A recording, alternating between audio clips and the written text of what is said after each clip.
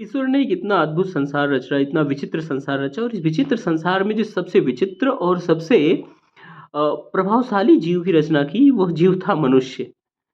वो इतना विचित्र और प्रभावशाली इसलिए बना क्योंकि उसमें विचार की शक्ति थी, वो विचारवान था।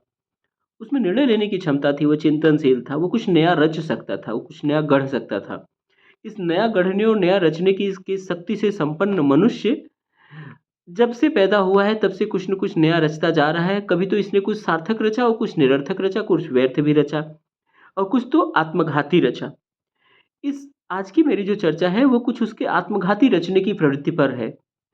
मुझे ऐसा प्रतीत होता है जब मैं उसकी रचनाधर्मिता को देखता हूँ मनुष्य की, तो मुझे लगता है जैसे कि भस्मासुर रचने की इसने इसमें जिद सी हो, इसमें होड़ सी मची हो। वह हर एक कालखंड में कुछ ऐसी रचनाओं की रचना करता है, कुछ ऐसी रचनाओं की सृष्टि करता है जो उसके लिए भस्मासुर साबित होती हैं, जो उसके विनाश का कारक बन सकने की क्षमता से युक्त होती हैं। कुछ पूर्व काल में रची हुई रचनाएँ जो उस तरह की थीं, जो इतनी ज़्यादा भयावह नहीं थी। अ, हालाँकि उनमें भी भयावहता कम नहीं थी, लेकिन वो इतना ईज़िली सबके हाथ में अवेलेबल नहीं थी कि वो उनकी भयावहता जैसे आप संकेत समझ गए होंगे, मैं परमाणु बम की बात कर रहा हूँ। तो परमाणु बम का उसने जैसे मैं टीएनटी की बात कर रहा हूँ, जैसे विस्फोटक, तमाम तरह के विस्फोटक, वो कुछ ऐसी रचनाएँ थी जिसका निर्माण मनुष्य ने किया लेकिन वो सबके लिए सुलभ नहीं थी। परमाणु बम सबके लिए सुलभ नहीं है। उसकी प्रक्रिया इतनी जटिल है कि सब उसका उपयोग नहीं कर सकते, सब उसे बना नहीं सकते।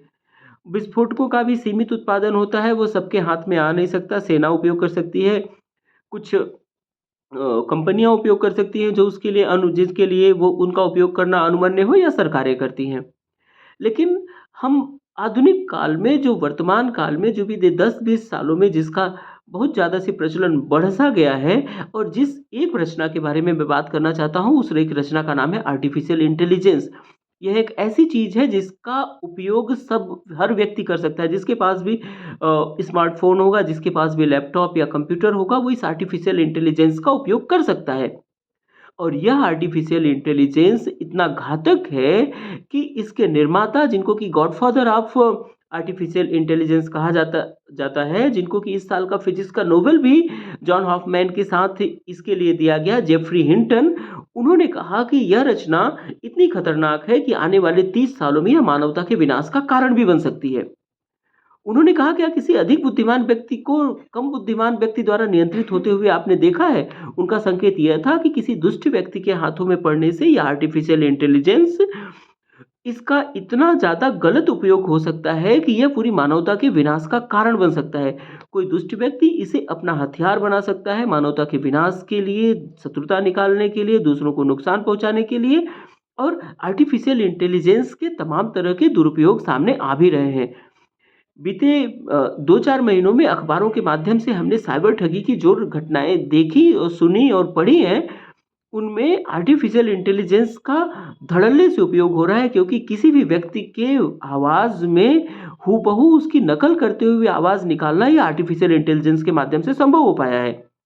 और इसका उपयोग लेकर के जो ठग हैं वो साइबर ठगी कर रहे हैं और व्यक्तियों को अपना निशाना बना रहे हैं, उन्हें घंटों-घंटों दिनों-दिन साइबर अरेस्ट करके रखते हैं, उनसे उनसे धन दोहन करते हैं, नुकसान क्रिएट कर रहे हैं। कई लोगों को इससे आत्महत्या तक करनी पड़ी, उनकी जान तक गई है।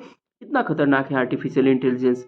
साइंस के बारे में हम लोग जब बचपन में निबंध इत्यादि पढ़ते थे, तो उसमें कहा था साइंस उसमें निबंध आता था कि साइंस एज़ अ बून और एज़ अ बेन मतलब यह एक अभिशाप है या वरदान है। तो साइंस अभिशाप भी हो सकता है आर्टिफ़िशियल इंटेलिजेंस का अगर गलत उपयोग हो तो। मेरा तो ये मानना है कि आर्टिफ़िशियल इंटेलिजेंस के उपयोग के बारे में सरकारों को एक कड़ा कानून लाना चाहिए। इसको यूँ ही निर्द्वंद और बिना किसी रोक-टोक के सिर्फ़ व्यक्तियों के हाथ में उनके अपने स्वविवेक पे छोड़ देना बेवकूफ़ी होगा। क्योंकि यह मानवता के अस्तित्व का प्रश्न है।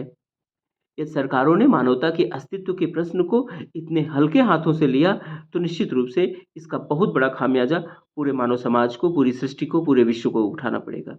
इसलिए हमें सचेत हो जाने की आवश्यकता है। जितने भी जागरूक व्यक्ति हैं, उन्हें इसके पक्ष में, इस पे नियंत्रण के पक्ष में आवाज़ उठानी चाहिए। इसको यूँ ही छुट्टा नहीं छोड़ देना चाहिए। इसका उपयोग हो लेकिन नियंत्रण के साथ हो। इसको अपने लाभ के लिए उपयोग किया जाए, यह दुरुपयोग इसका न किया जाए, जिससे कि व्यक्तियों का नुकसान हो। धन्यवाद। जय हिंद, जय भारत, वंदे मातरम।